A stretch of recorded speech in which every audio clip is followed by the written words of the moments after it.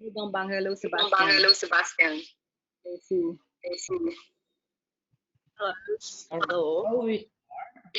Or just Or waiting just waiting 5 minutes? 5 minutes? We're all in. Yeah. I think we could start.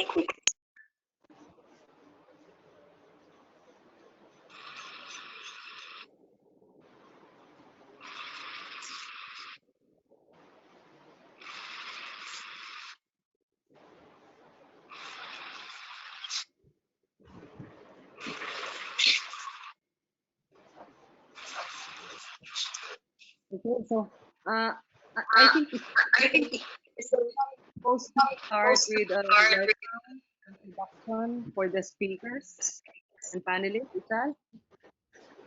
All right. I think we can start. We can start. And We can start. let's the audience. I can hear I can hear the. Can we working on it? Echo.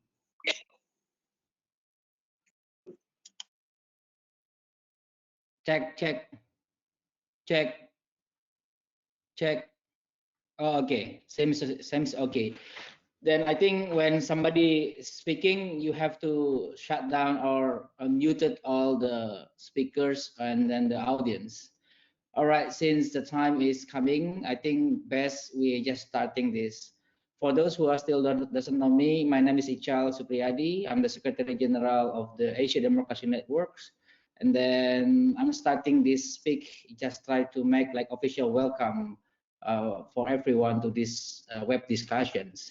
I think this online discussion is really helpful for all of us to keep updates and then to learning and to extend solidarity each other while the interface is suspended due to pandemics.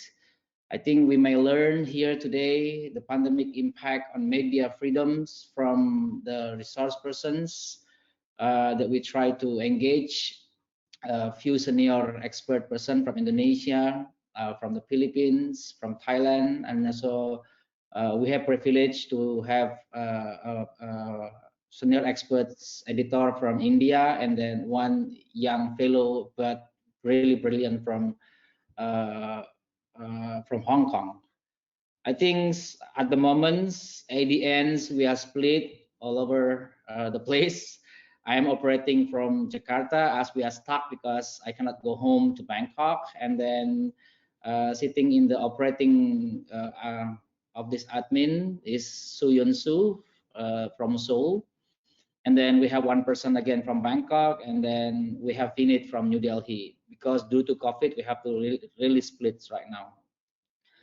So soon after me, I think Miss Su Yun Su will speaking a little bit about this admin aspect and technical aspect about this webinar, so it can be traffic well up to the ends. And then soon after Su, I think I would like to introduce Miss Malu Mangahas, a senior journalist activist from Manila, from the Philippines. He representing PCIJ.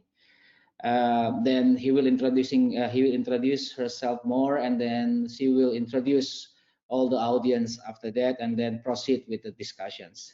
Again, I welcome everyone. Now I call Miss Su to explain the technical, and then can continue directly to Miss Malu. Thank you for your time and enjoy the talk. Su? Great, thank you, Ichar. Yeah, I just wanted to explain some of the technical, how people could participate during the session. So I think Ichar already mentioned if all the presenters could mute so that there's no echo. And then for all of you who are watching and listening in as participants, you could ask questions to any of the presenters. You could put them in the chat box on your right screen. And if you could address it directly to the presenter, and then we'll read it out and and then that's how we will kind of engage the audience and the presenters with Q&A later. So that's it for me. Thank you.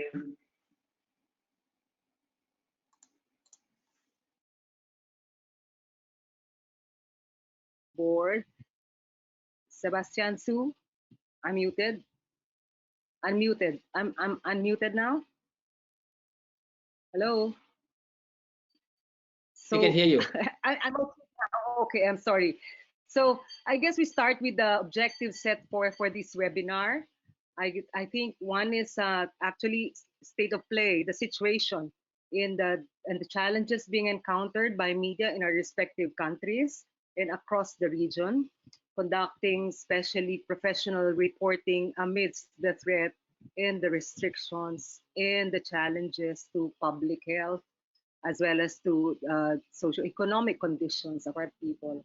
Second is we want to carve a path towards further unity among media organizations and civil society groups, especially in engagements regarding democracy and media freedom.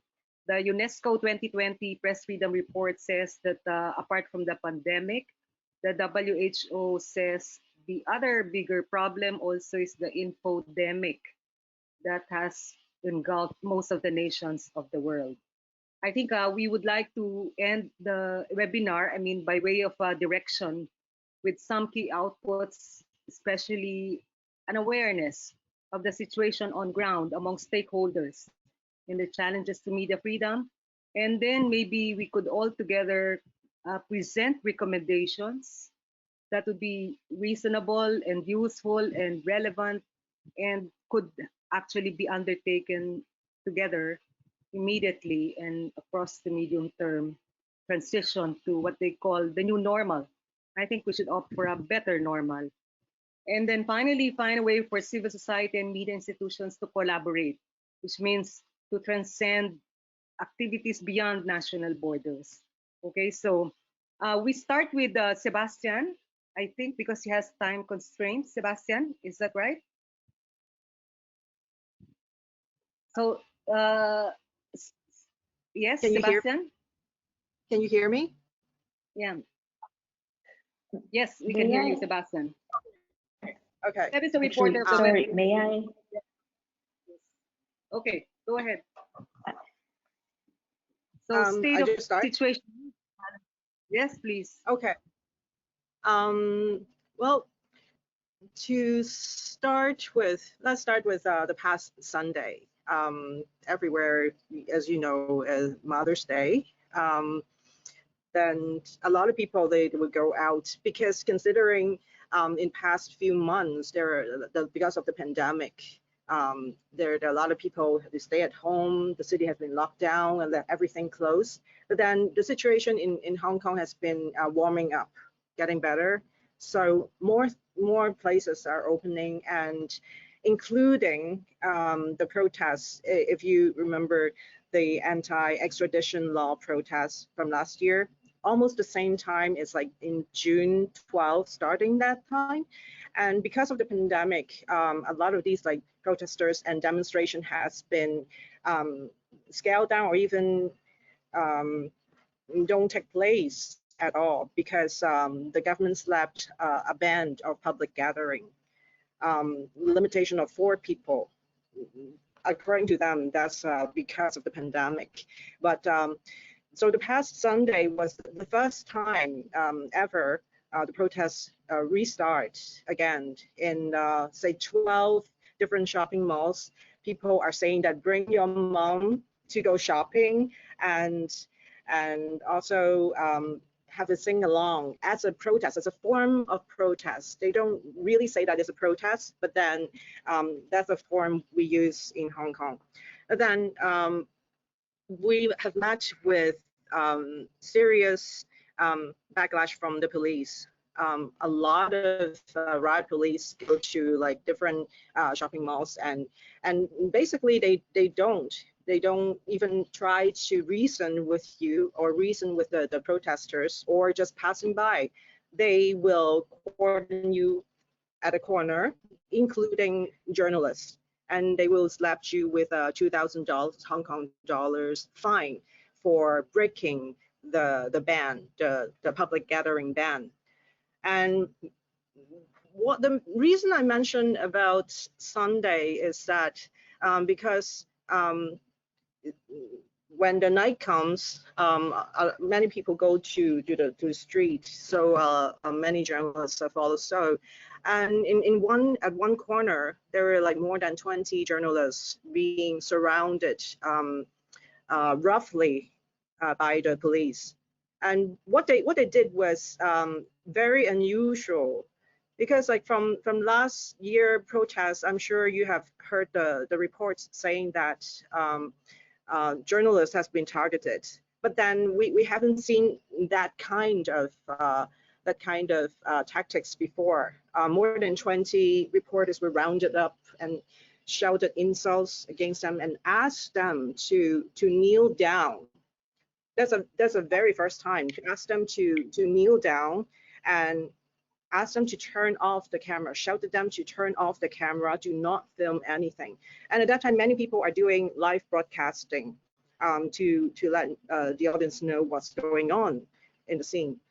And they're required to stand in front of the police camera to say their names, their company, and show the ID and press credentials. And not only that, many of them were pepper sprayed, seriously, in close range. And in one instance, there was a reporter was grabbed from behind, choked from behind, and she blacked out and have to go to hospital. And we were very shocked, actually. The Hong Kong JA Journalists Association, they condemned what happened. And we have seen a increase targeting journalists in our line of work, and especially since the new police chief assumed office last November. And that kind of tax has been increasing, but this time it's unprecedented. And whenever we try to complain through the organization to the police, the public relation branch always say that we will review, and this is not a perfect way we handled it, but thank you for telling us about that. And always ended with, we respect media and their work, ironically. And let me wrap up as in, it is an extremely worrying situation, what happened on Sunday. And it's even comparing to the atrocity we faced last year in the front line. And when Hong Kong journalists are being targeted increasingly and harmed intentionally, sprayed, targeted with different kind of weapons just to try to stop us from reporting police brutality.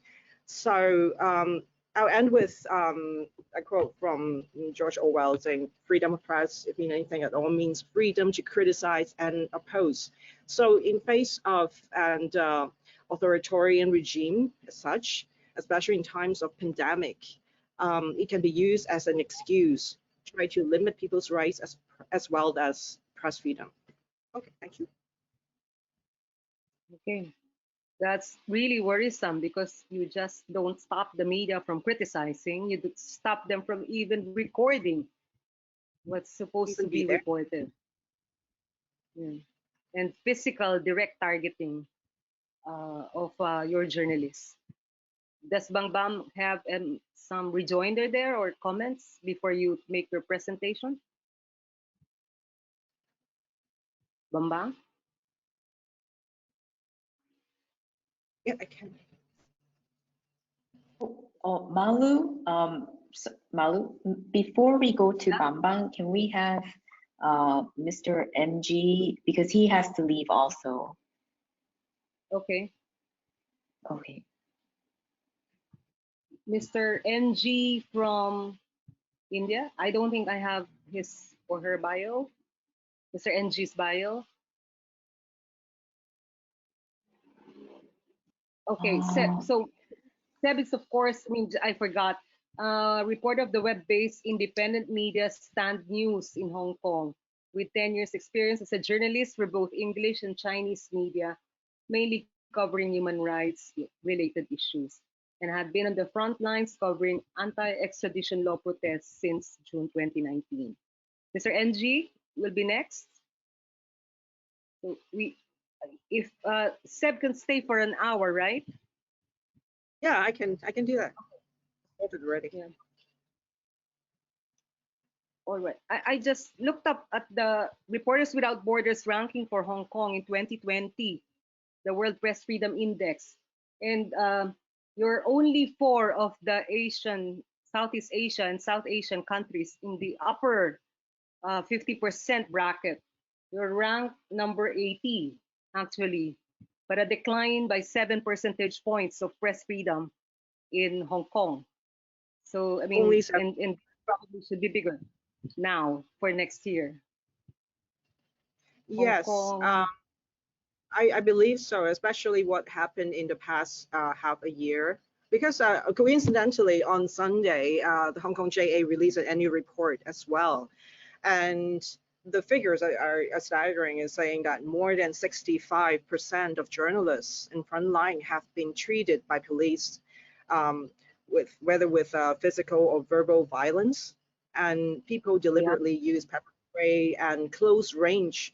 They throw tear gas at you and use water cannon with irritants inside and use bright lights. You know, when you film with a camera, they try to use a bright lights on your eye and also your camera, so you cannot film anything. They try to use the different tactics like that to harm journalists and to stop from reportage, and also like different kind of weapons. It's to them it's like using the toys Right. against us. And Yeah. yeah, and also this, so there also the one thing I want to bring up is all the police, they try to hide their identification number. None of them Okay. carry that number as well. All right. So can we move quickly to Mr. MG? I'm sorry, Mr. MG, a senior journalist in Kerala, India. Mr. MG had served as editor at Asianet News, a popular Malayalam news channel. He started his career in Mumbai as sub-editor with Minerals and Metals Review, was associate editor of India Today magazine for 2 decades, holds a master's degree in economics from the University of Kerala, and has 3 books to his credit. His major areas of interest are politics, culture, economics, and sports. Mr. MG, you're on board, but we don't see you yet. Mr. MG, his audio is muted. Can we put it unmuted? Hello.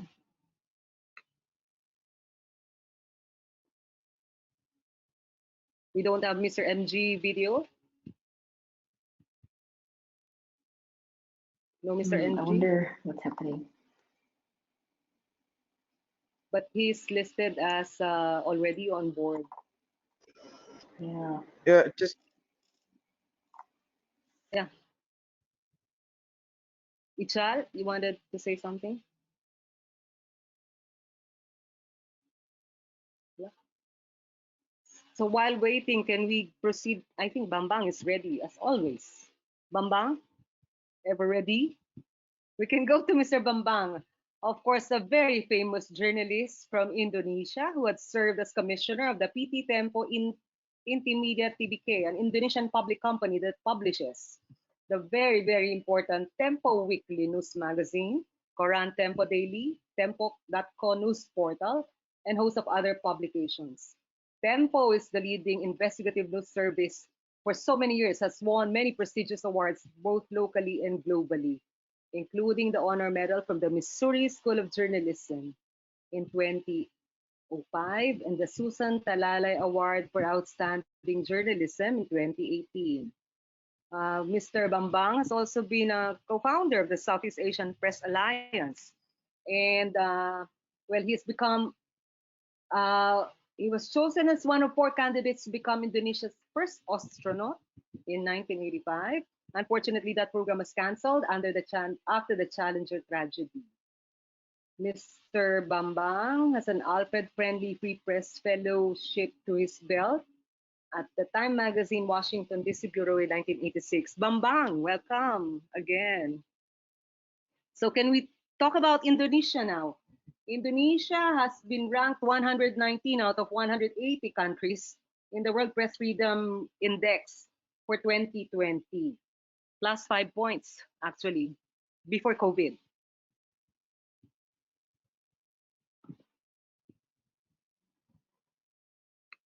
Can't hear him.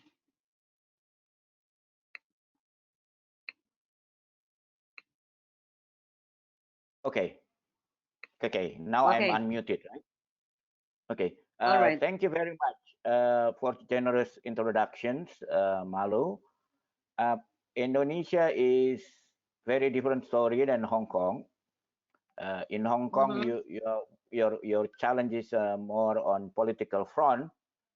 Here in Indonesia, I think we have a challenging political problem also, but the most I think even before COVID is in economic challenges, business challenges, especially because of Facebook and Google basically taking what 70-80% of advertising revenue, and therefore even before the COVID plague or problem, the press council has facilitated the platform for many media leaders on how to keep ourselves sustainable in the digital era. And now with the COVID, is another blow to this threat to our freedom. So our press freedom main threat now is more on the business side due to the digitalization, and then now enhanced by the problem of COVID, because then the economic downturn is happening. Is that any possibility for me to put what is in my computer, like sharing the screen sharing? Is that, I know in Zoom Yes, you can do that. How do you do that? yes. Oh, I will do that for you. Hold on. Here is actually now I put show my screen. Okay. Okay. Ah, here. So let's do it. Yeah. And so in Indonesia, in regard to COVID, our government, like maybe the US, Brazil, and so on, we started our government with denial.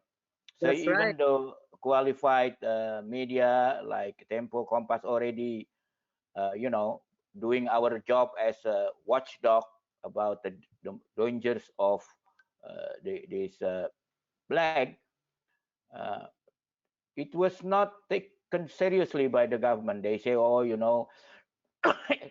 Indonesians are immune because we are a tropical country, and and so they don't close down the flight from China, for instance, even during the high day of the COVID.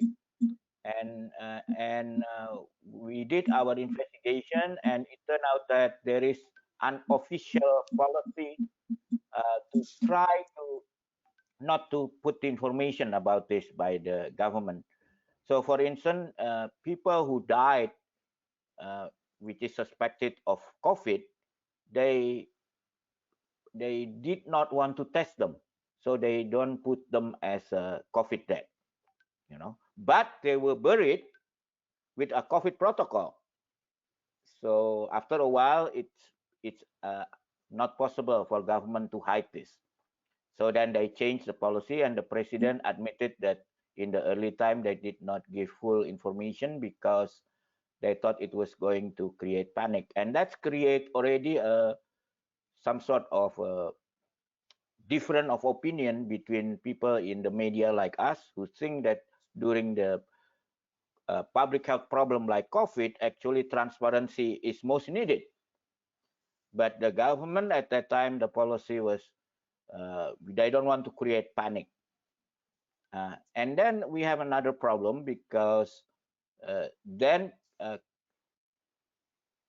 the issue became of should we do a lockdown or not? And then because the government took a position of uh, again lockdown, saying that it's very bad for economy, especially poor people.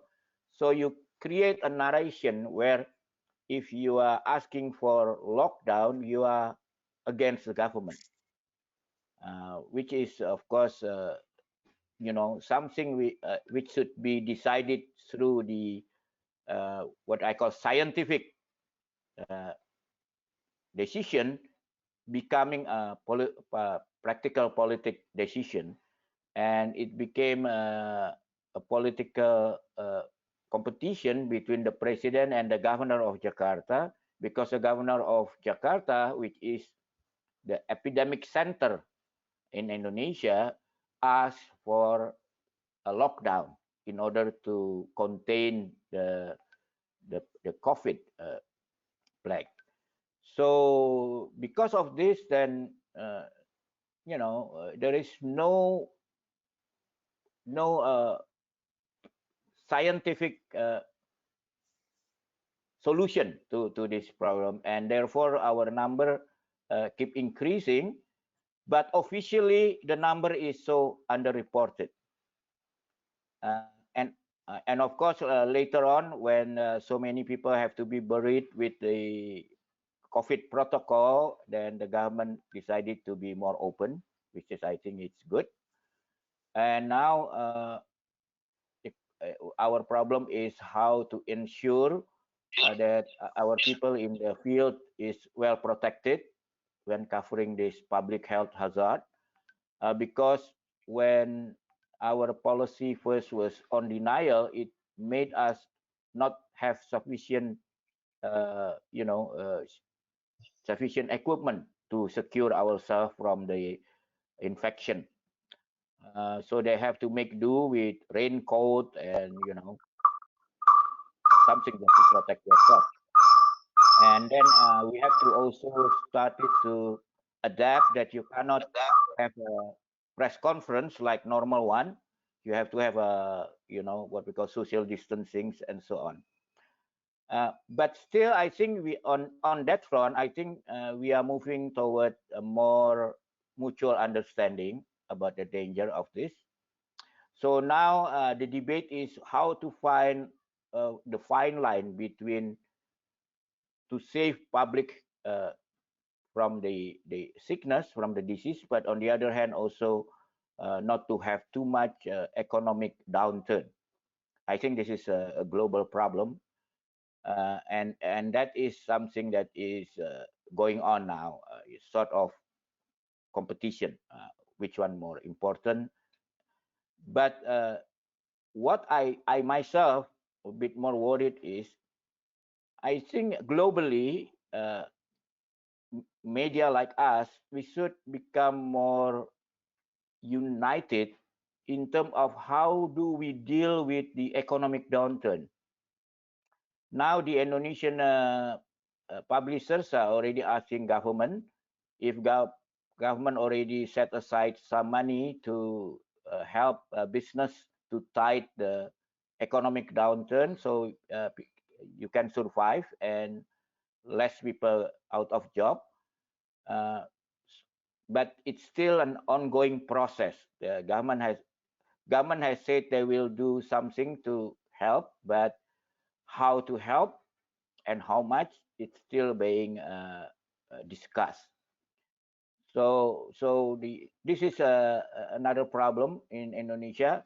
On one hand, during the COVID crisis, you need more transparent. You need the journalists to work even harder to provide the necessary information, because as you know, during the COVID time, just like any public health problem, you also have not only a virus is getting around, but also fake news is getting around that might cause a problem in handling the plague in a good way. But on the other hand, on the business side, the media is suffering also and under pressure to cut costs. So how do you do a better job while your earning is getting worse and worse? This is a existentialist problem facing by the Indonesian media on the economic side. On the political side, even though we started with a very big challenging problem, because government, I think, was on denial and did not take this threat seriously, and then but slowly I think they are moving toward how to take this seriously. But now after 2 months, with the economic downturn, no, government is under pressure to ease up the control of people in order to allow the economic to revive. So that is the tension in Indonesia now. And for people like me, we want actually to give and to push on a public opinion that when you are taking care of a public health problem like COVID, it should not become a practical politics, because we are all in the same boat here. We should have a same voice on how to handle the virus, because virus doesn't differentiate you according to your political color or ideological things. So I'm actually now also want to learn more from the experiences of my friends, other journalists all over the world. How do you do your job being critical of any people in power? But on the other hand, you also want to create unity among the public on how to handle this public health problem as fast as possible, as effective as possible, because the longer you don't deal with this, the more problem you have, the more economic problem also you have. So I think I'll end up with that. Thank you, Malu.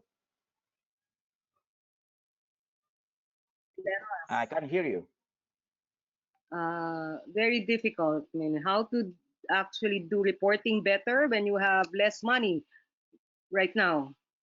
How do you deal with your job, reporting as usual, professional reporting, when also unite the people around these problems? I think we have two Ichals, but actually that is Pravit, I think, on frame number 4. Yeah. Hi, Ichal the second. So we reserve our questions for a while and listen first to Pravit, okay? And then maybe we can have a combination of common questions and questions specific to countries. Mr. Pravit Rojanapruk is one of Thailand's most prominent critical reporters and a longtime advocate for press freedom. He's currently a columnist and senior staff writer for Kausod English or Fresh News, a website established in 2013 that publishes critical coverage of Thailand's junta. Before that, he worked for more than 20 years with the English language newspaper The Nation. In May 2014, Pravit was summoned and detained incommunicado for a week soon after military coup makers seized power. In September 2015, he was summoned again to a military base where he was blindfolded, driven for over an hour to a house with closed windows, and held incommunicado again in a 4x4-meter room by plainclothes military men. Pravit said he thought he could be disappeared permanently during that time. Upon his release 2 days later without charge, military officials threatened to freeze his bank account if he continued to criticize the regime. He told the Committee to Protect Journalists at that time. As a condition of his release, he was forced to sign a form pledging not to become involved in any anti-junta activities. Pravit, what is the situation in Thailand at the moment? Media freedom and the public health crisis of COVID. Okay. Good afternoon, everyone. Thank you, Malu, for a very lengthy introduction. Hello, Bambang. Good to see you again. And hello, Sebastian. Let me just start by reiterating or building up on what Bambang had said about the economic impact. And I think we just do not want to focus on just journalists. Of course, the press have been affected severely along with other sectors. But of course, compared to, say, the tourism industry in Thailand, and I would say the same of much of the rest of the world, including Southeast Asia. I heard Bali in Indonesia, for example, have been really hit very hard. So, there are millions of people being made unemployed as a result.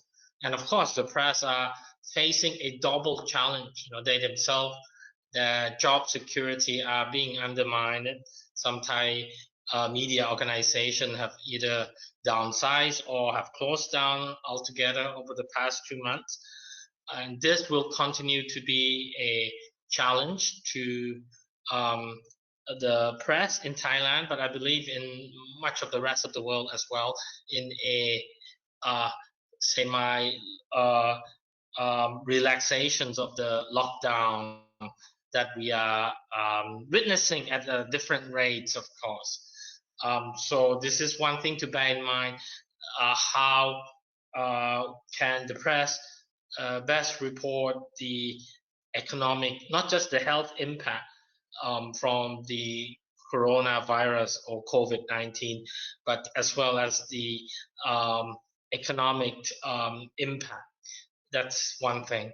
But on top of that, there's also the concerns about the curbing of civil and political liberties under the pretext of addressing the widespread infections of coronavirus. In Thailand, for example, we have been living under curfew, which starts from 10 p.m. to 4 a.m.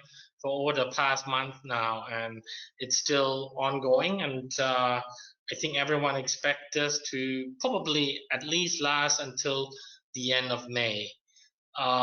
Just last week, the Labor Ministry, or the government Labor's Ministry, have passed an order banning labor strike. Okay, on the pretext that probably it will again affect the number of the newly infected people, and this is another sort of curve, okay, on top of what we have heard from around the world. Take things like measures that would track down individuals who probably is at risk of being infected, the so-called state quarantine.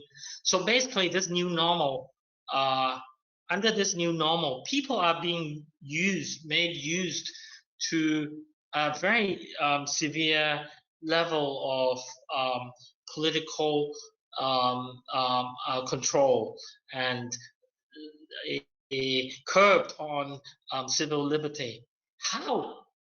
I mean, what role will the press play in the coming weeks and months, and probably even a year or longer, depending on when the much expected virus could be contained by a new, by an antivirus. And everyone now are talking about a year as already a minimum threshold, which means this new normal, which includes drastic curbing of political and civil liberty and economic impacts, will last for a year and beyond. No one is actually expecting a year. Say the Thai tourism industry expect things to return to normal. The quickest would be in 2 years' time, if not longer. So these are a lot of issues for journalists to contemplate and challenge the journalists to function in order to eventually roll back the so-called coronavirus or COVID-19 induced political control and curb on civil liberty. I think this is a big challenge. How we, as a member of the press, make sure that this new normal will not become a new permanent normal. Okay, how we would have to scrutinize and even criticize the government whenever they cited public health security to reduce or curb on civil liberties and other political activities.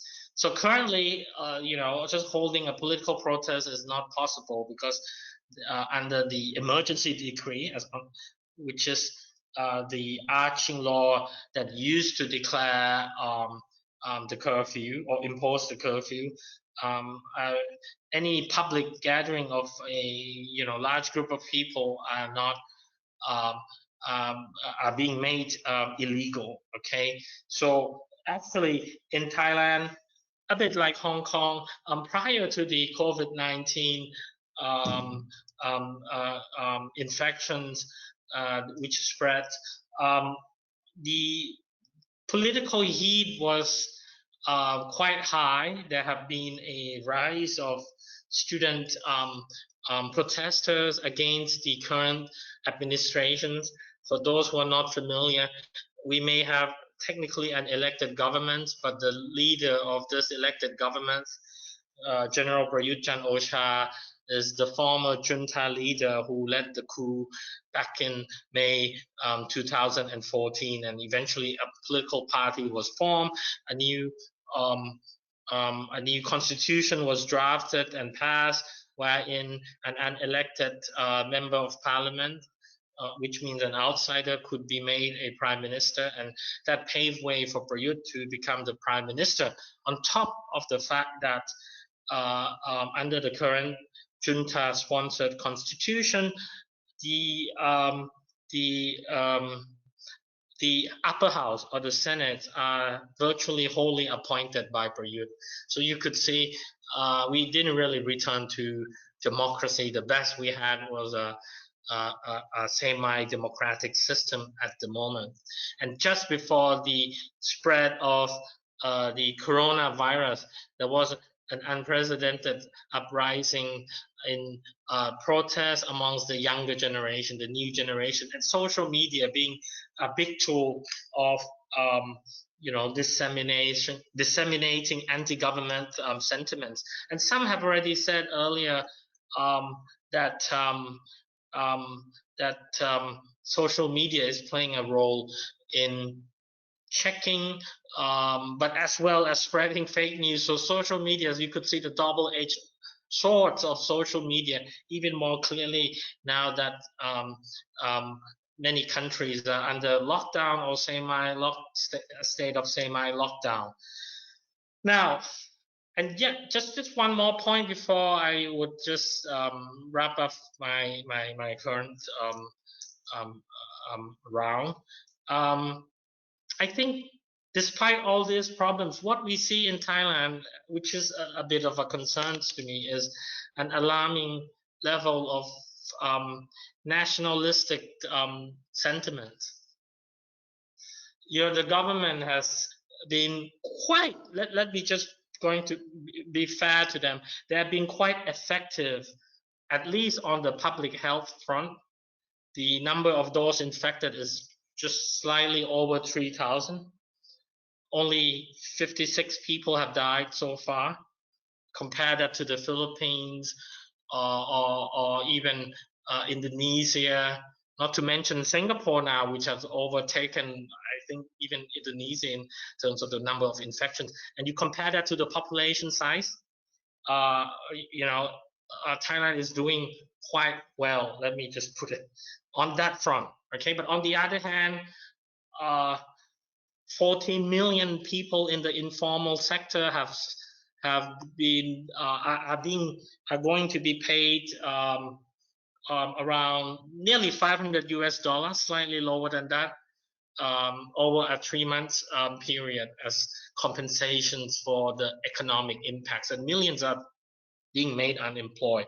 So how do we strike the balance is the challenge, the balance between economic well-being or security and that of health security, as well as political freedom. But on top of that, with this daily report, the Thai governments do go on televisions, and all stations will broadcast this daily briefing, which normally takes place at 11:30 a.m.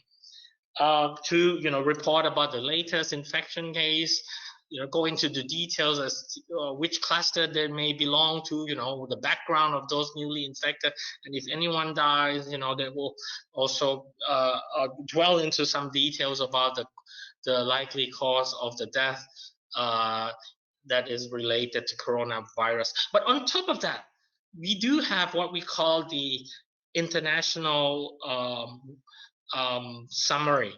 So the government summarized the latest number from big countries, with a large infection, say the United States, the United Kingdom, France, Italy, and now more increasingly Russia and Brazil, and ASEAN as well.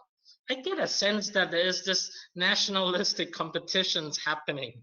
Okay, Thailand supposedly now ranked somewhere, I think number 66 or something. Of course, the lower ranking is the better, okay? The number one is the United States with the most number of those infected and death.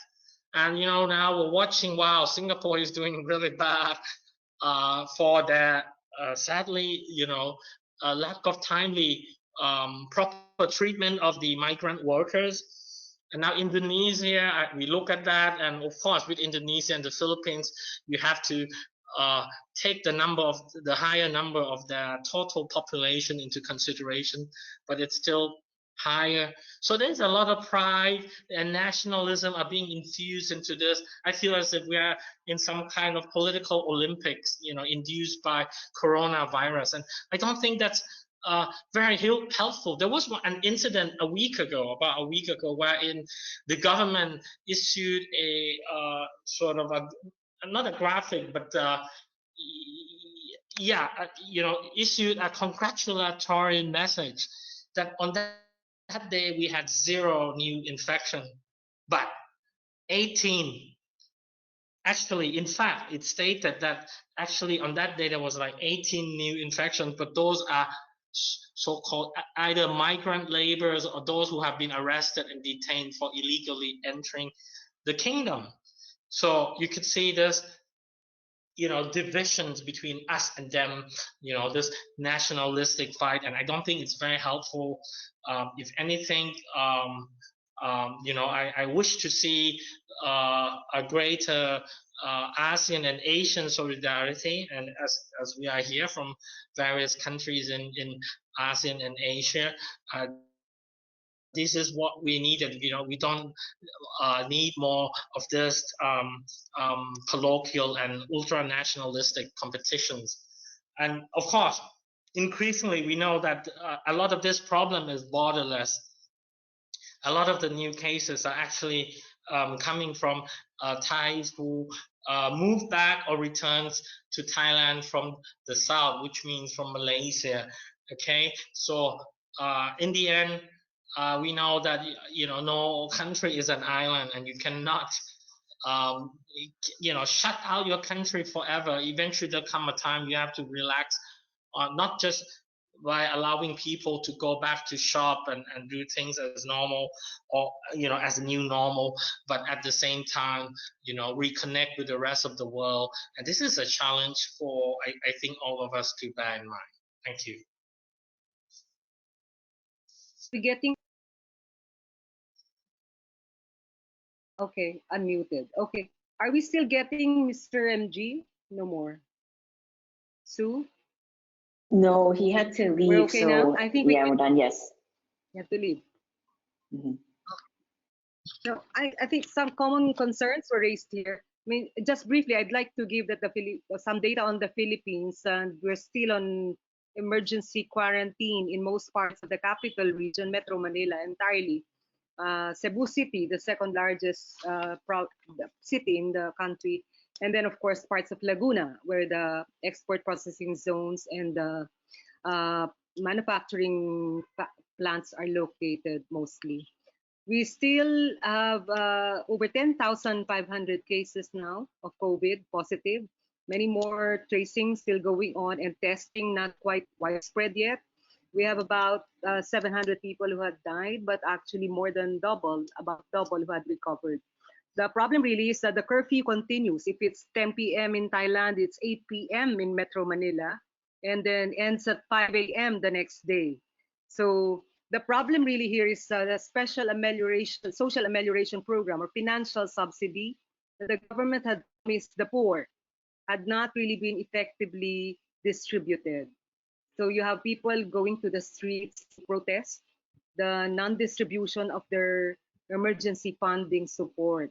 And people in some places are reporting cases of the poor actually stealing or begging directly from rich households. The problem, as you put it correctly, all three of you, is balancing between public health considerations to stop COVID spread, socio-economic conditions, hunger.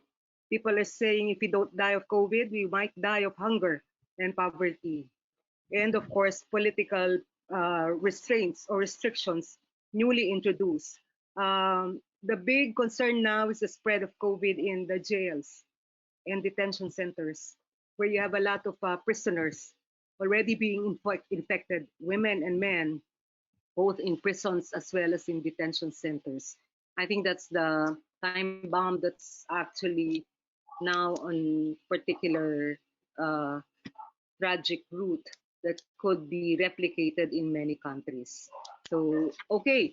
So with that, I think we can deal with some of the proposals or the challenges presented. One is, how do you balance doing your work as professional journalists when media itself faces an existential challenge? The UNESCO report had said that uh, advertising money is down, readership is down, social media is turning out to be an emerging new platform for many young people, but also a purveyor of fake news. So, what is that? How can media face that challenge? Receding revenues, declining revenues versus an increasing burden to report better, fairly, more critically. What could be our proposals here?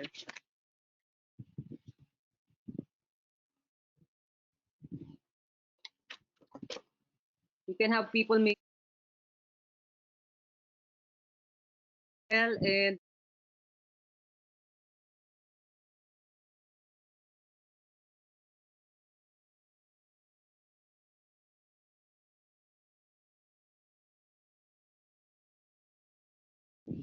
so how do we deal with that problem? Do our work better, more critically, more independently, but also we are now facing economic and sustainability challenge.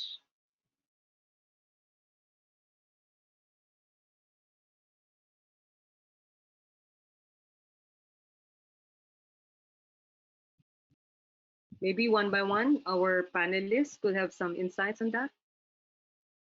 Where is the path to sunshine for media at this time?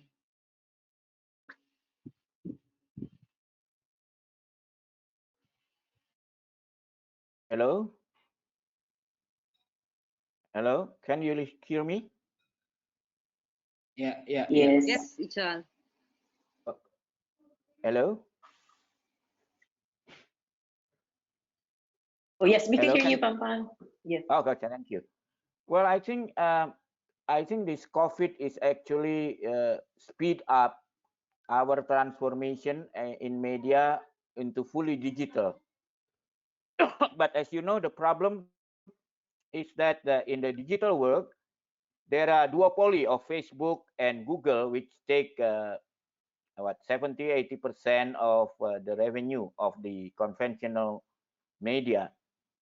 I think this is not possible. I think all over the world, there are media publishers are uniting together, even though they are business competitor. The last I heard is in Canada, but we know in Europe, even in the US, they are pushing for a new law to handle this duopoly. At least even in the US, which is very pro business, it there is an act, a bill to give something like 3 year or something for conventional media time to negotiate with Facebook and Google how to get a better position regarding revenue from advertisement. So I think in our region, I think ASEAN Democratic Network, because press freedom is very important, local press freedom is very important. I think as ASEAN Democratic Network should take this issue also to provide a platform on how the Asia media, at least outside of China, because China has its own market, how we deal with this duopoly, how to get a better deal. And usually, if you take a stronger approach, Google and Facebook will give a better deal. Because for them, they are also like COVID virus, you know. If all of us die, they also die. So they need us to survive also. That's why they need, in terms of the virus language, they need to decrease their mortality ability. You know, they might be increase their infection rate, but they have to decrease the way how they kill local media. And that is by giving a better deal. I think in Europe, they already give a better deal for the local publishers because it was shoot. I think in Thailand, Pak Ichal, Mr. Ichal maybe can tell also, the Press Council of Thailand helped local media to sue Google, and they reach an out of court settlement where the local media get a better deal from Google, which make them more be able to survive than in the rest of the region. So I think that's one issue we have to address. And the second is, of course, for me as a journalist, I feel more comfortable if I live from my consumer than from my advertiser. And that is possible if we have infrastructure for what we call a micro payment system. Right now, I think in the world, only in China, you have a system where if a consumer like an article, at the end of the article in his or her cell phone, there will be a note. If you like this article, I'm willing to donate 1 yuan or 5 yuan or 10 yuan. And then you just push the button and 1 yuan goes to this the owner of this article. And I think some of the local media in China has been able to survive and in fact doing well on this. So the more you have readers who are willing to pay you small amount of money, the better you are business wise. And I think this is also very good for the journalist. That means his work is being appreciated. I think there is consumers are willing to pay, but they don't want the hassle if they have to send their credit card number or something like that. But if they can just push a button, it will go. So I think we need to push for government to create micro payment infrastructure, similar to like in China, so our consumer can pay us in a very small amount just by pushing a button.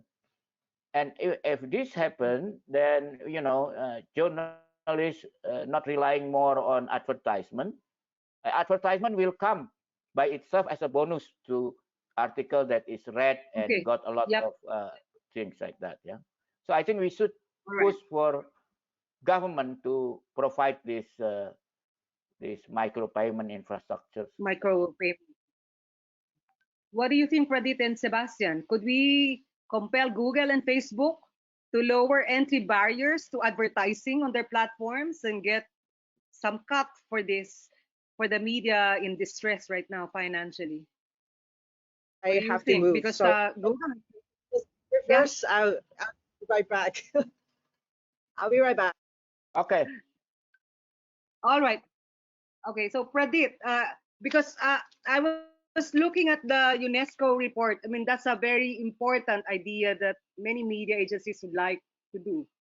get our portion of advertising money from Facebook and Google if we will go digital or completely digital. But the UNESCO was saying that during the COVID pandemic, in the last 2 months, Facebook had to actually uh, had send warnings to 40 million posts that are peddling misinformation or disinformation, 40 million. Google was receiving scam email that had been blocked every day, 8 to 18 million about COVID. Twitter had accounts 3.4 million targeting manipulative or disinformation data, information about COVID. And YouTube's executive says thousands and thousands of video had been removed because these were about wrong information. So could we enter that field when Facebook and Google are also trying to survive? Do you think they would be generous enough to share with free media, independent media, a share of the revenues? Well, I I wouldn't mean, it's a good idea. It's a good idea. I wouldn't really want to bet on Facebook and or Google altogether.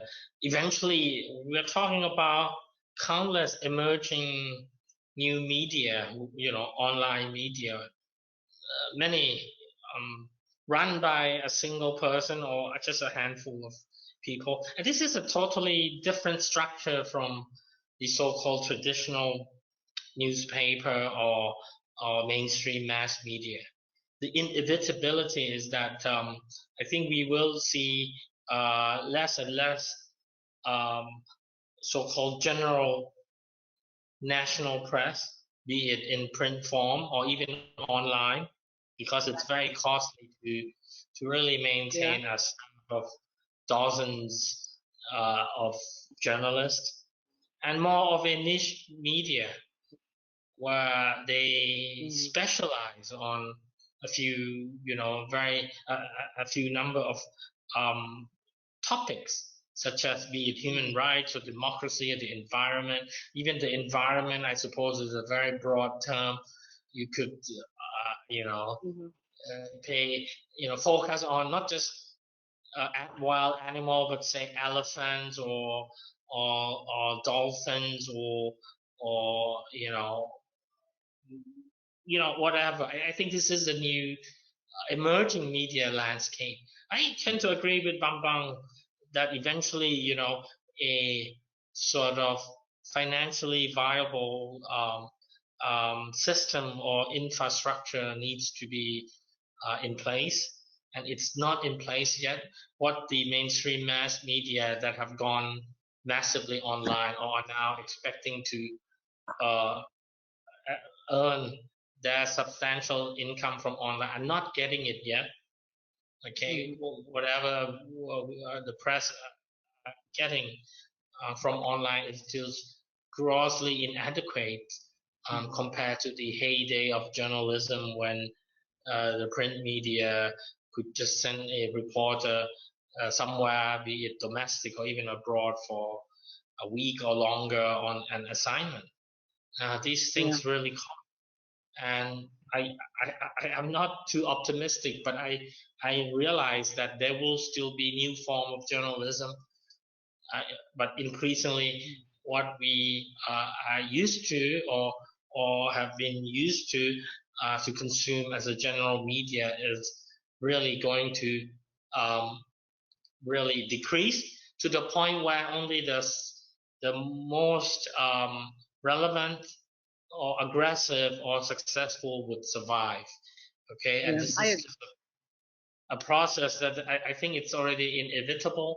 If you can do no better than, say, a citizen journalist or someone with some specialist knowledge on some field who would keep on posting things on Facebook or Twitter, then you would become irrelevant. Now, what I'm concerned is the basic reporting that are still, that's still needed, to follow up, to pursue, and who will fund that. And this will always remain a challenge. We may have more than enough commentators, but I think in the brave new world, there will be less people who will be paid who can expect to be paid to do, a very um, um, um, basic but necessary task of journalism, which is to follow up some story and go talk to people, take photo, try to present a balanced view of what's happening. But back to your very initial mentioning about all the fake news and all that, I think that's also the brave new world where each individual, each citizen will have to learn to really guard by themselves as to what is reliable and what is not. And this is a learning process. It's inevitable that we have to foster greater media literacy, and a growing number of organizations are doing that. In the Philippines, I believe you have an anti-fake news center or something where it tries to cross-check news items. But at the end of the day, I think with the crumbling or dwindling role of the gatekeeper, traditional gatekeeper of information, which is the press, it falls upon each individuals to learn to think twice before sharing or believing in what they see or read on social media. But I just quickly, I think good journalism, like what Tempo exemplifies, or some of the best traditional media entities that we have, could there be? I think they've survived so many different tragedies, political tragedies, changeover, wars, this public health crisis. Will there be a place for market leaders and uh, the epitome of good journalism, you think? Because even Facebook and Google would need good content.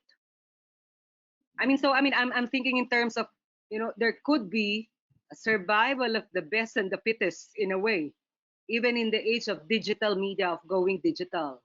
And that could be the leverage of good journalism, even amidst the entry of social media platforms or specialized online media publications. You think so? No more. No place for good journalism. I Mambang. think this is, yeah, I think actually during time like this is good journalism is most needed, because as you know that in any time of plague, it's not only the virus or the bacteria that is spread around very fast, but also fake news. And good journalism is the vaccine for this fake news. And this fake news, even now is amazing. I mean, can you imagine that even U.S. president can tell people to drink poison to to clean up the virus, and some people did. The U.S. You can Yeah. imagine if in the U.S. there is no good media, maybe even many people died because they drink poison that is being told by their president. But American at least Yes. lucky the media quickly make news about this is very dangerous. Don't do it. I mean, our president is stupid. Imagine in a country where the press could not say the president is stupid. I mean, a lot of people will die because the president told them to drink poison. So, Okay. so I think one thing that we haven't talked about in this webinar is actually the importance of public media, actually, because public media is not influenced by commercial revenue. But of course, there are good public media and bad public media. I think we should also think, especially in this time of transition to digital, where commercial media is clearly under threat from existential threat, not just ordinary threat. I think we have to also recommend that in order to maintain our good democracy, because the quality of democracy is very much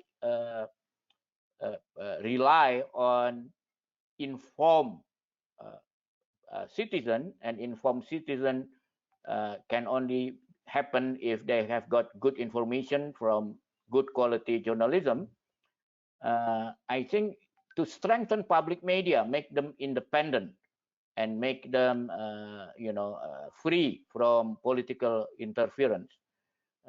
I think maybe in Scandinavian model is an empirical evidence on how good journalism still exists despite all economic challenges that happening during this difficult transition time to digital, and also due to COVID. I think this is a good time for Asia Democratic Network to push for this recommendation. Okay. Pradeep put forward more challenges. Okay. One is you said, how do you cross the fine line between public safety, public health, and economic downturn, meaning an socio-economic crisis that also now is facing us, all countries. And then attached to that is, how do you actually deal with the economic downturn, but also balance this with political freedoms being protected? Meaning, I think Hong Kong and what you said was it looks like there's a political Olympics going on about which country is less infected, which is more infected, which has been dealing better or not so well with the crisis. So now, can we deal with that problem? Balancing public health versus economic, opening up the economy, meaning dealing with socio-economic crisis that actually is now upon us. And together with that, the economic downturn problem with political freedoms, freedom of speech, freedom of assembly being suppressed, and of course, with great impact as well on freedom of the press. Can we have suggestions on what do you think could be some steps towards solution or alleviating or dealing with the problem? Sebastian maybe could come first. You're muted.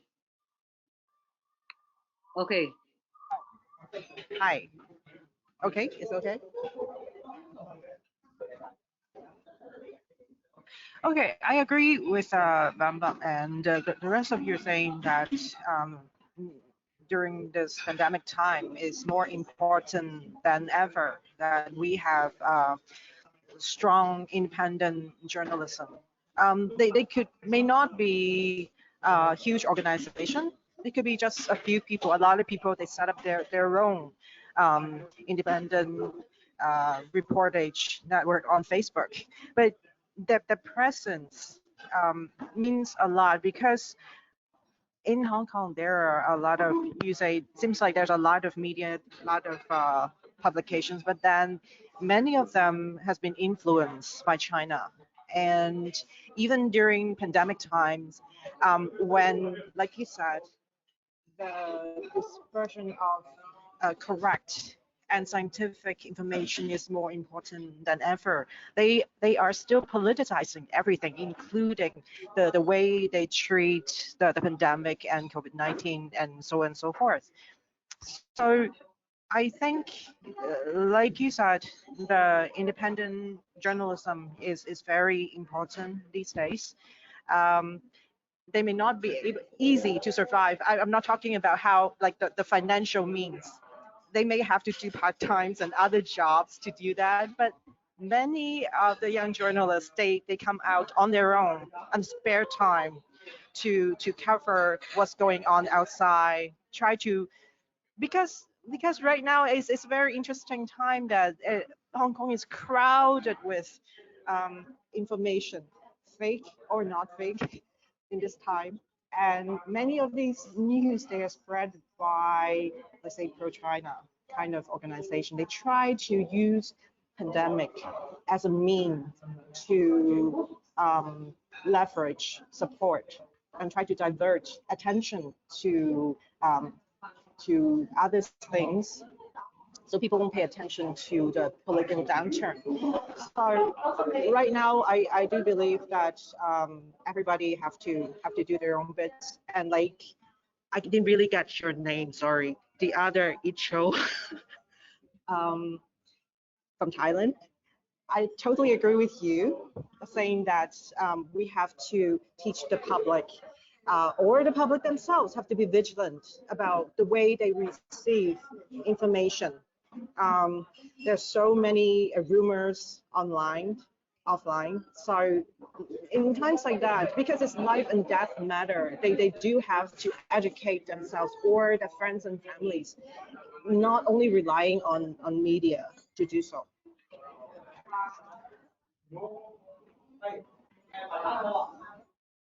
Pradeep, maybe the challenges you toss. Thank you, Sebastian. I think you're talking about not just financial challenge, but physical threat, harassment, arrest and detention. The numbers are all up in most of our countries, actually. Now, Pradeep, your proposition that there's a very fine line between public health versus opening up the economy, or reviving the economy, and also the difficulty of balancing shoring up the economy versus protecting political freedoms. What can we do actually, or what are the issues that we must reflect on, and what steps could we take national level and regional or across Asia together?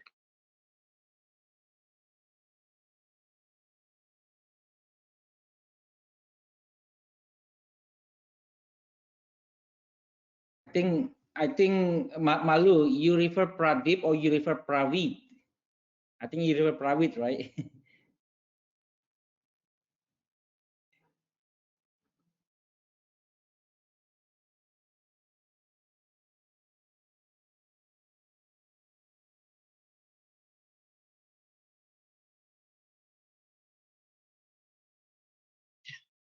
Can you hear me? Well, Bambang might want to speak first, so I'll let him speak first. Actually, I'm identified as Ishal on my screen. I don't know, my screen said I'm Ishal. So actually, there are two Ishals. So maybe I'm the fake one, but Bambang. So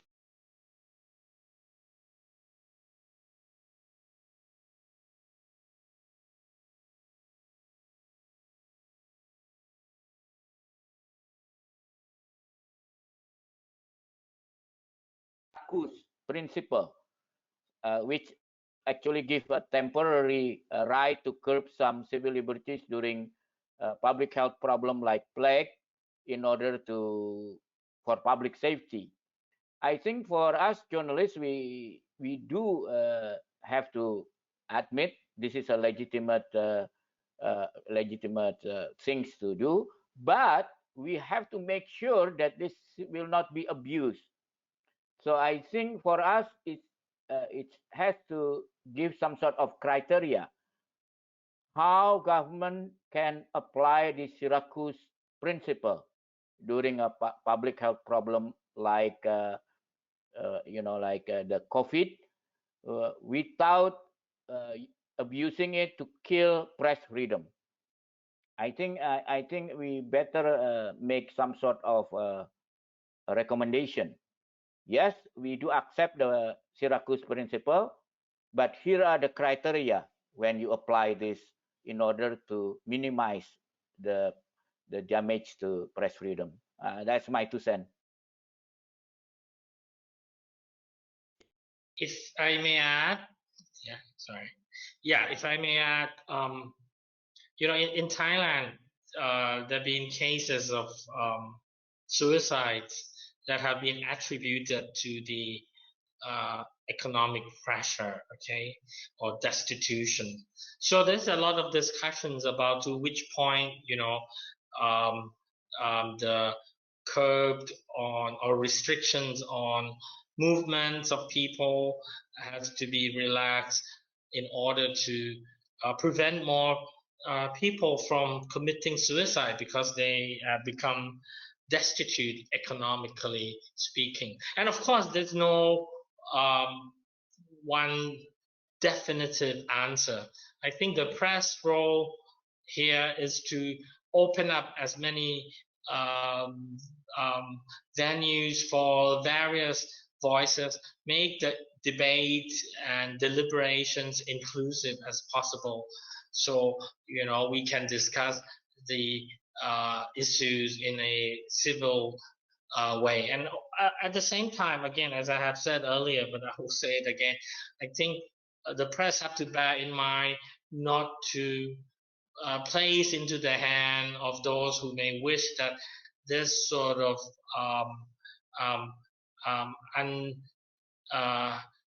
not abnormal, but not unnatural situations where political rights and civil liberties are being curbed are taken for granted, and people may end up becoming used to it. I think it's very important as time goes by that we, the press, have to remind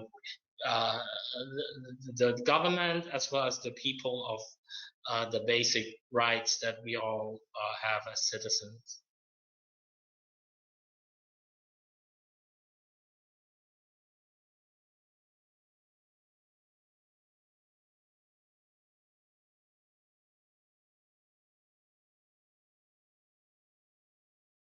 If we are to look at, well, from hindsight, meaning again, challenges moving forward, where do you think did the press in our countries, in the region, do well and did not do well?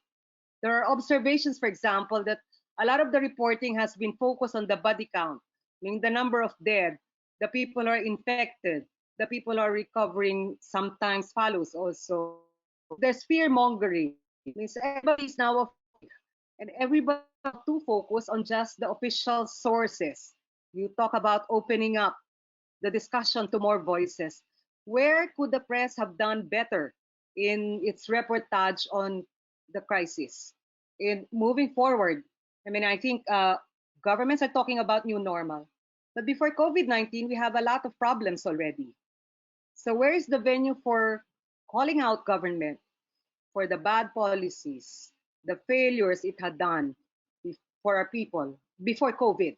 Because it seems like these are now more acute, and there could be an excuse for not performing well because of the crisis. So where could we do better? Where did we report in a not so good way? And what should be the flashpoints for reporting after the crisis is over or post quarantine, post COVID? Now, I think I like Pravit's suggestion, let's not let people that this unnormal processes are okay or should continue as a permanent situation. Okay, so where did we go wrong? Where could we have done?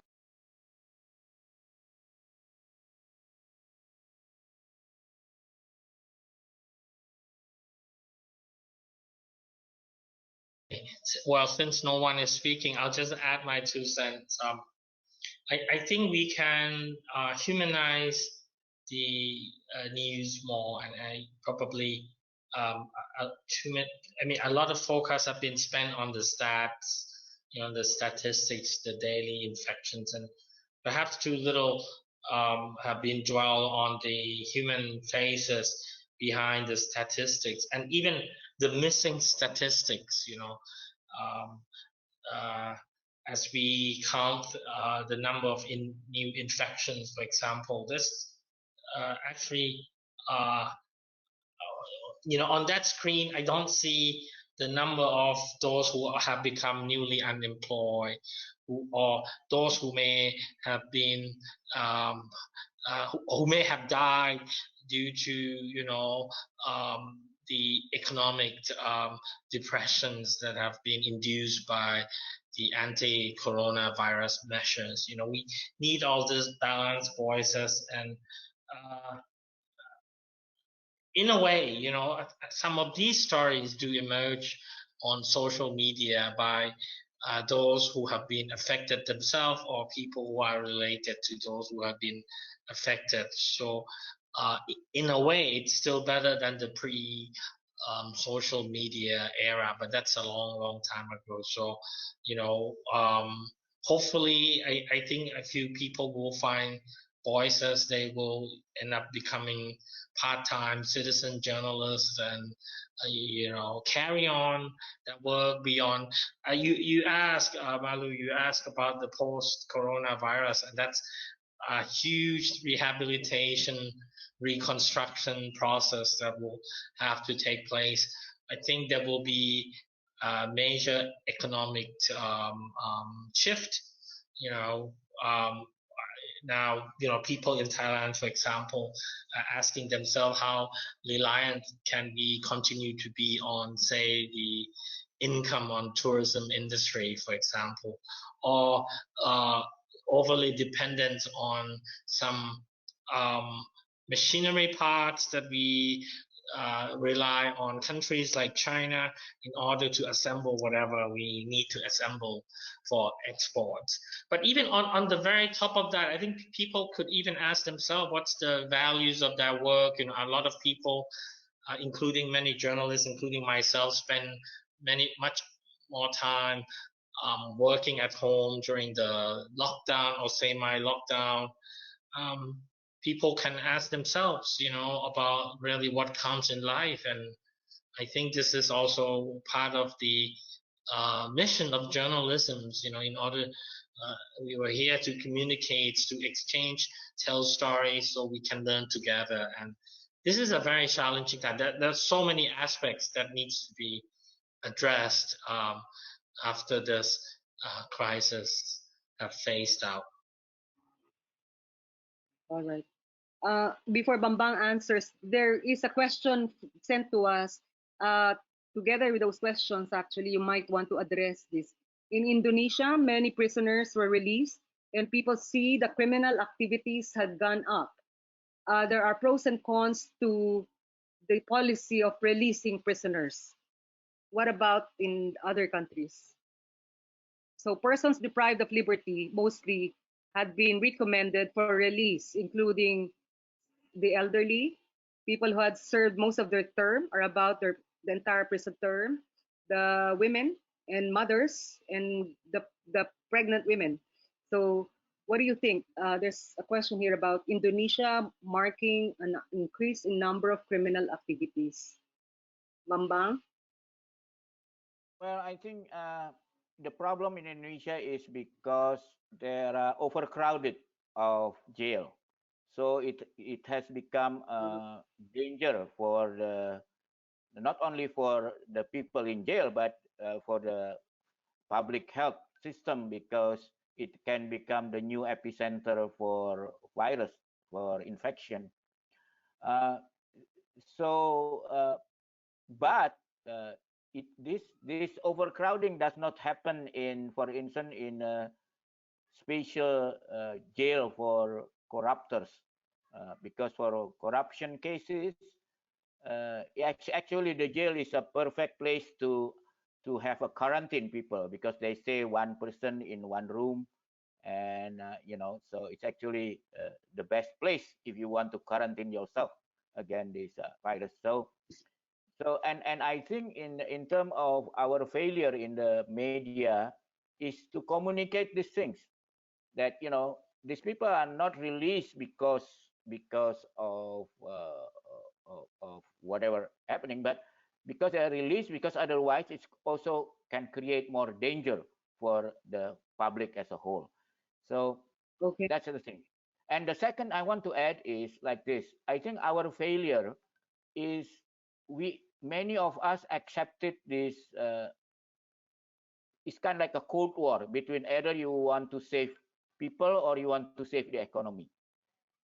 So it make it even more difficult to find solution. For instance, a lot of people accepted, well, since there are no vaccine, we just have to, and without vaccine, then our lockdown will be so long, our economy will die of economy, which is Yeah. not true actually. Because if you see the coronavirus the infection we have now is the third coronavirus infection, a pandemic. Remember, the first one was SARS in 2002. Until now, we do not have a vaccine for SARS, right? Mhm. But through international cooperation and serious public policy, it's not a problem, SARS, for us, not for Okay. our economy, right? The second coronavirus plague was 2009. We have MERS, even more dangerous, maybe 15 times more dangerous than COVID. But through good cooperation of international community and good public policy, without vaccine, they are under control, right? Okay. So why not COVID? So the COVID virus is not a difficult choice between good public health and good economy. You can have both if you have a good policy. The failure of our leaders make this happen, not the virus, Okay. And I think that's the job of media, that we failed, because a lot of public now believe in the tyranny of or good economy or good health. You can't have both. Okay. No, that's not true. You can have both if you have good leaders. Okay, it's not a dichotomy. Now we have about 10 minutes left, so I'd like the team to go back to the outcome that we were hoping we could produce, including, of course, not just awareness of the situation among stakeholders here, media and civil society, but perhaps recommendations that could be forwarded to tackle issues regarding media freedom, and probably ways and modes and approaches to engagement of civil society and media for collaboration across national borders. Can we have some suggestions from the three panelists, and then maybe parting words to say goodbye and thank you to the ADN team? Again, well, I think Sebastian should probably speak first.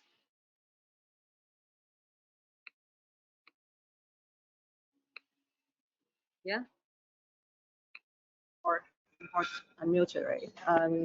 Because right now it's more important than ever that the civic society and the media have to work together to be vigilant about the situation. Like no matter it's under this COVID-19 situation, or say in Hong Kong and other places, how civic liberty has been undermined as an excuse for the government to samples and limiting people's freedom and also the right to know truth.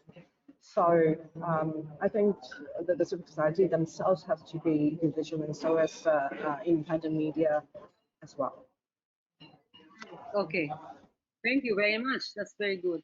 And then Pravit, before Mr. Bambang. Yeah, I think the press will have to, keep a close watch of the various measures that have been imposed since the pandemic began.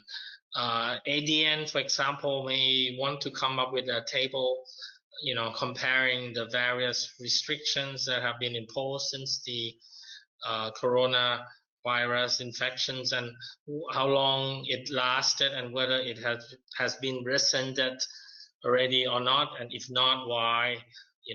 I think these are very crucial to have an overview, look at the whole Asian regions.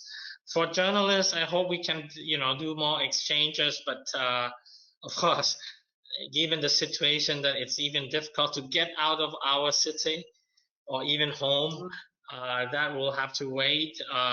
Any online initiatives where articles are being submitted, or actually ADN did brief initiatives with asking for quotes from a few journalists across the regions. to mark the International Press Freedom Day. They can do that, and get more quotes on topical issues, and present it online. I think for the meantime, we'll just have the online communication as the main venue. As much as I would like to fly back to Jakarta and join some of the, seminars or give a talk in which I enjoyed very much, or fly back to Bali or visit Mongkok or Hong Kong. It's going to be very difficult now, but I think in the end, we have to scrutinize and push back in order so the basic freedoms of citizens in the regions will not be permanently taken away. My best wishes to the people of Hong Kong who are struggling, who've been watching the renewed protests and whatever crackdown that's happening over the past few weeks with some concerns. And actually, to speak about this online collaboration, some of you may have learned that there was a major online spat on Twitter between Thai Twitter user and those in China, on the topic of whether countries like Taiwan or regions like special political regions like Hong Kong ought to eventually be free or not, and that took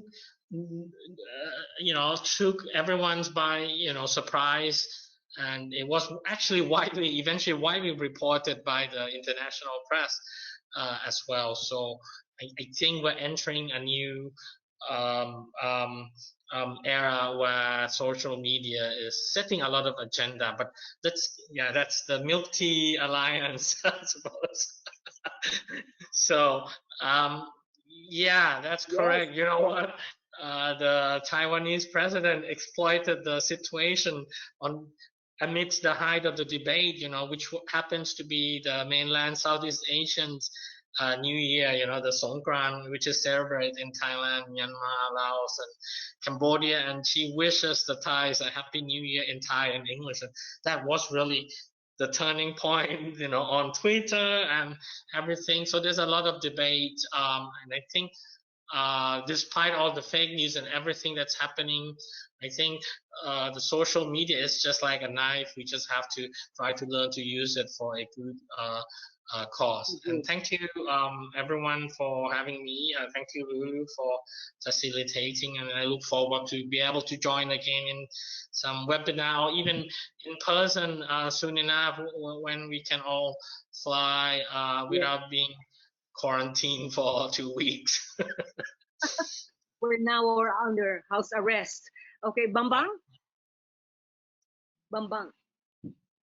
Well, I think this is a good thing that that the coronavirus doesn't prevent us from gathering together and exchange ideas, and this is very important for all of us, because sometimes we think our country is so unique, but actually the thing happen all over the world, and we can learn from each other experiences. I mean, for instance, I have a very big aspiration to help our friends in Hong Kong, but it's good to hear that from our friend in Hong Kong how the situation there, because especially now with the propaganda machinery of certain countries is very strong and getting more and more sophisticated. It's we need to have a clarity of what really happening, in other human being all over the world. So thank you for Asia Democratic Network for providing this event. It's been a very good event for me.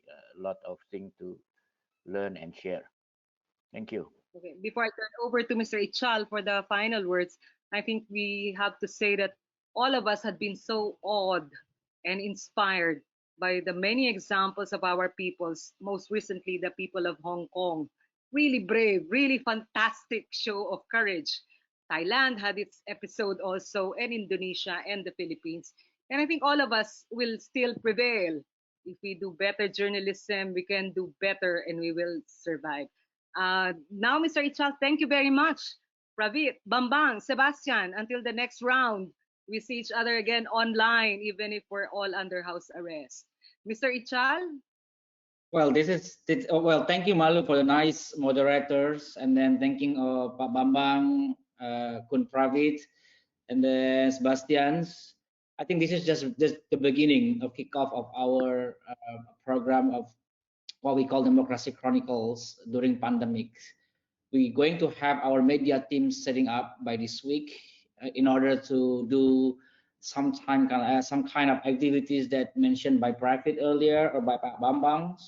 For example, like we are documenting and then we make record and monitoring and report various restriction on the media, civil society across Asia, disinformations, as well as any kind of the democracy and human right related effect on the pandemic.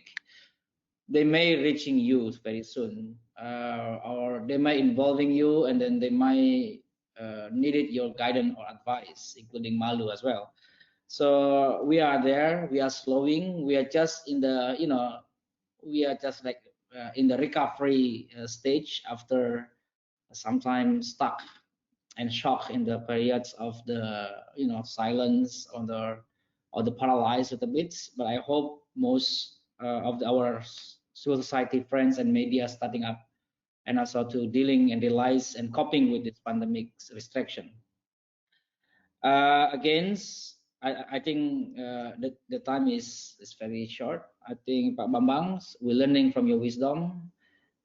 Mr. Pravit, we're learning from your for your brave, and then for the friends, Bastians, people of Hong Kong, we learn from your spirits.